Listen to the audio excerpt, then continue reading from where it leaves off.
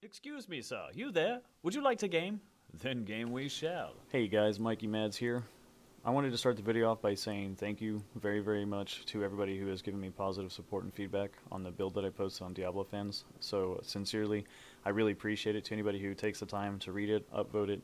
I know you guys don't have to do it, but when you do those things, it goes greatly appreciated, and I don't want you guys to think that it's not. So anyways, guys, I'm going to make today's video about the ZDPS build that I posted, and I'm going to try to clarify some things that may be confusing for everybody, and so I apologize on my behalf if it wasn't very well explained. So right now, the build that I'm running is actually using the Kukri and the Tasker and Theos. Now, you don't have to do it this way, but the nice thing about doing this way is you have a more constant Big Bad Voodoo, and for boss fights and things like that, it's a little better. However, the build that I did post, I did the build that way because it's a possible build you can achieve and reach that doesn't require super rare items.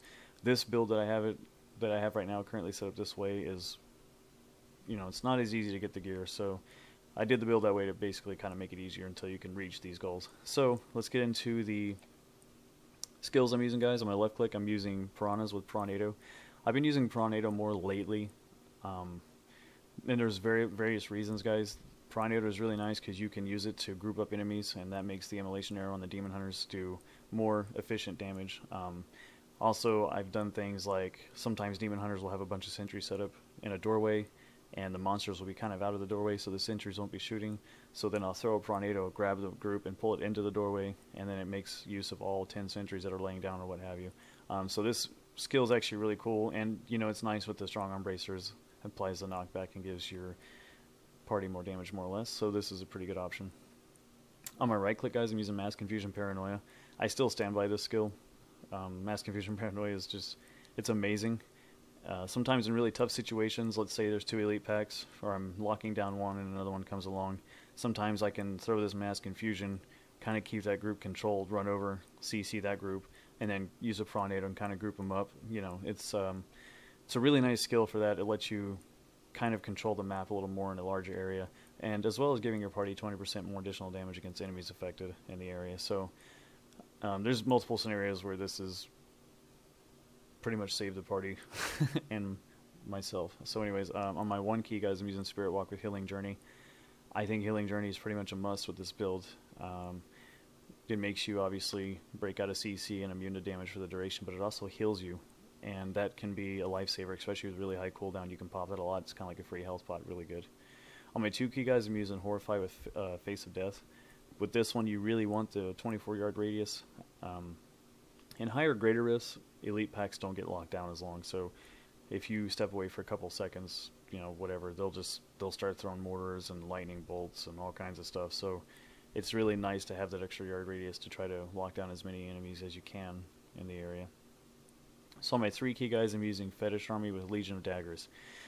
So this is really good in conjunction with the Kukri and the Tasker and Theo.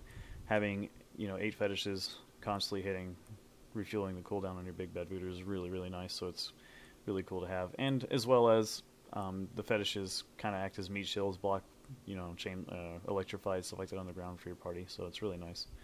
A little extra damage too, not amazing, but a little extra. On my 4 key, guys, I'm using Big Bad Voodoo with Slime Dance, and this is going to be the bread and butter of this support build. With this ability right here, you're giving all allies standing inside the circle 30% more damage and 20% more attack speed, and that is super good. That's key to making your party clear really quick. Okay, so for passives, guys, you can kind of switch these around if you want, but I've been using Spirit Vessel. I pretty much think that's a must. You get more cooldown on the Spirit Walk, which is really nice, and then a Death Save passive, which is really good.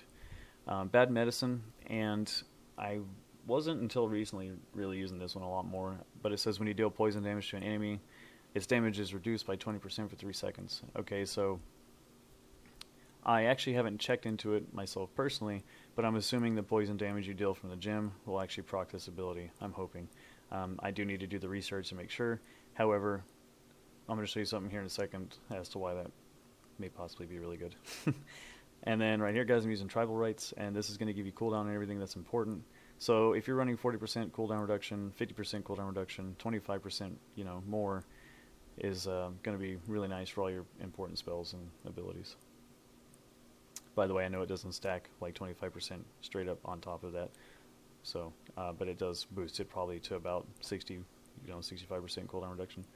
And then on the last passive, guys, I'm using Creeping Death. Because your Haunt, Locust Swarm, and damage amplification effects from Piranhas last almost forever. So essentially I just use this one just to keep the damage amp on enemies much longer with Piranhas. Alright guys, so let's go over some of the items here. So here's the Kukri. Ideally you would want a Kukri with 10% cooldown. However, I like to swap this between my pet Witch Doctor and my support because it's the only Kukri I have. So I keep the 10% damage on it for now. If I get a new one and it rolls higher damage and better stats, obviously I'll convert that one to the damage Kukri and this one to the cooldown Kukri, so hopefully that'll happen soon. This ring right here, guys, Rochelle's Ring of Larceny, is super good. It lets you cover more ground in a larger area. Gives you a speed boost every time you fear an enemy. 58%, I mean, it's insane for 4 seconds. It's really good, and you're constantly fearing, so it's all the time. For my gloves, guys, I got the Tasker and Theos, and you don't need trifectas for these. I have the Intelligence, Vitality, Regenerates Life, and then the cooldown on it. So that's all you need pretty much, essentially. You don't want to try to go for trifecta, obviously, because you're ZDPS. So I'm using the Born's shoulders and the Born's chest, and that just gives me 15% life 2 set, and then more cooldown. Bonus experience you don't necessarily need, but the bonus cooldown is really nice. The Tickle Indian Visage for the helm. Intelligence, Vitality, Regenerates Life, with cooldown reduction with the socket. I have the Zephyrian Amulet. This is going to give you the lightning immune. This is pretty vital, guys. Pretty much key to being any high-end type tank in Greater Rifts, because that electrified ground effect is just nasty. And if you don't have this, it's gonna smash on you. Unfortunately, you just have to have it.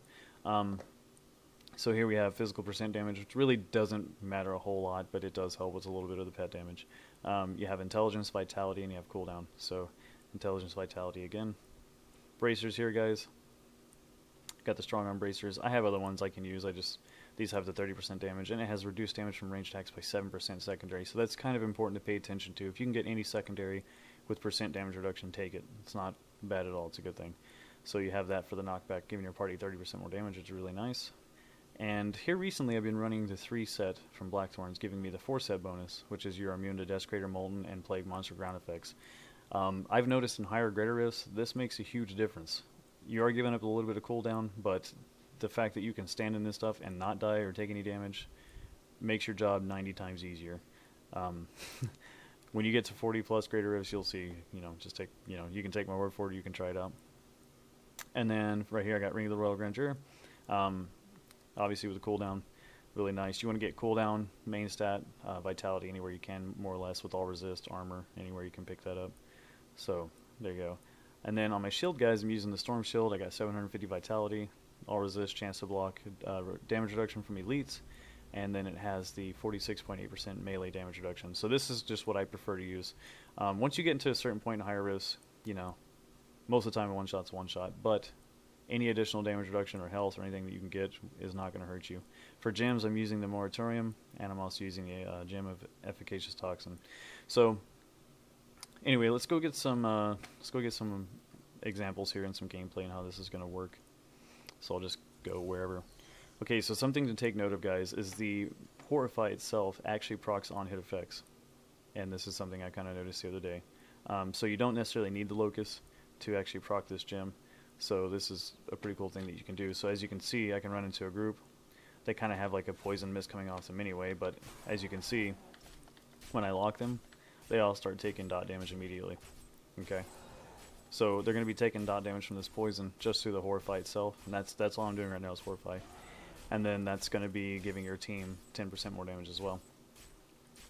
Okay, so that's why on the post I said watch out for return damage, because on initial lockdown, if a monster has return damage procced, this can kill you. It can drain your life pretty quick and kill you. So you have to time it. You have to time it just right. If you see a mob kind of proc the return damage and you're just running to the mob to lock it, sometimes, especially in higher Greater Rifts, it's better to let them drop the return damage, then run in, group them up, block them, because this can kill you, unfortunately. So, having that said, if you didn't want to use Moratorium, I prefer Moratorium just because it really does kind of help with the damage. If you don't want to run Moratorium, you could use Wreath of Lightning, like I mentioned before, and it'll actually proc the on-hit effects from the Mass Confusion.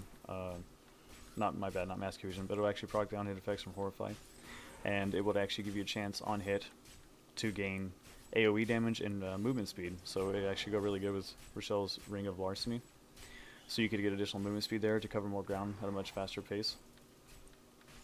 So that would be optional there if you'd like to.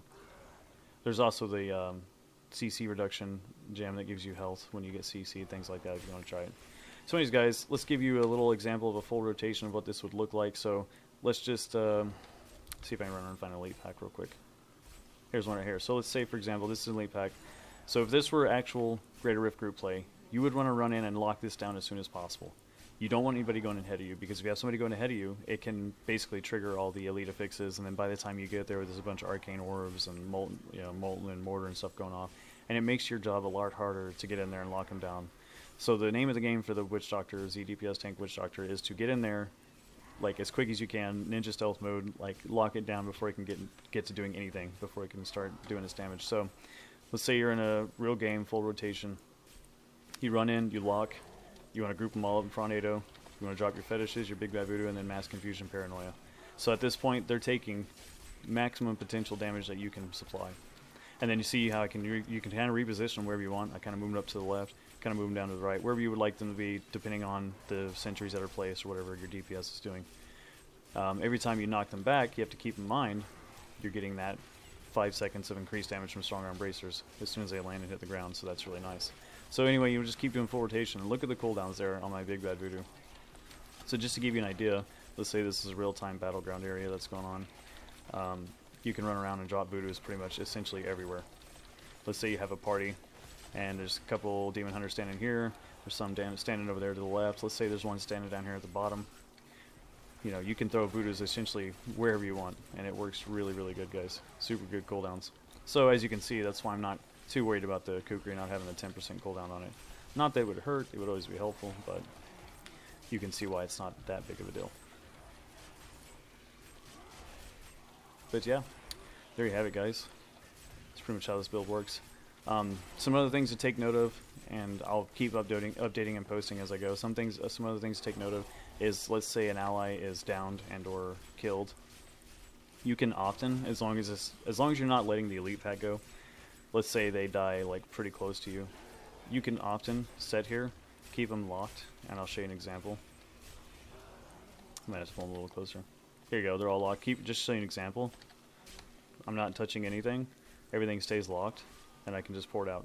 Okay, now that can be taken to a very good level of advantage when you're inside a Greater Rift. You can actually revive allies. You can do a lot of other things while it's happening. So something to keep in mind. Often I will lock something down and let one of the DPS revive, a killed DPS in the group, just because I know for sure I can hold it down and no damage is going to be done. So instead of having somebody revive and run all the way back to you guys, it'd be much quicker just to keep something locked and say, hey, stop DPSing for a second and grab that ally. Of course, if it's a Demon Hunter, they're going to keep doing damage regardless.